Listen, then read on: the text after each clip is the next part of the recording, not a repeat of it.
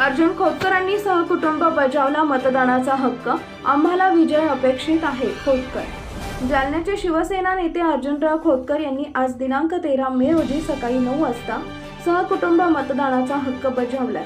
दानवे आणि खोतकर यांच्या मनोमिलनानंतर काही दिवसातच खोतकरांचा दानवेंचा प्रचार करता आले. मात्र यावेळेत आम्ही समाधानी आहोत आणि अविरतपणे काम आम्ही केलं असल्याचं खोतकर यांनी म्हटलंय. दरम्यान नागरिकांनी मोठ्या संख्येनं घराबाहेर पडून मतदान करण्याचं आवाहन खोतकर यांनी केलंय.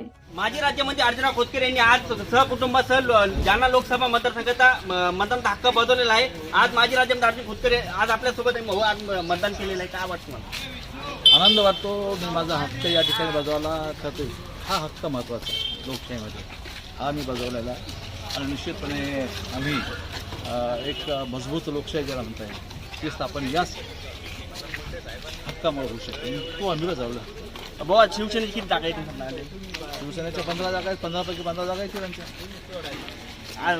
टक्केवारी कशी पण वाटणार? मतदानाची टक्केवारी खूप चांगली आहे. लोक बाहेर पडलेले आहेत, मतदान करत आहेत. आनंद आहे. बघू शकतात की शिवसेनेच्या 15 जागा येणार असल्याचा दावा शिवसेनेचे माजी राज्यमंत्री अर्जुनराव खोतकर यांनी केलेला आहे. जालन्याहून राहुल मुळे, जीवन गवार न्यूज साठी.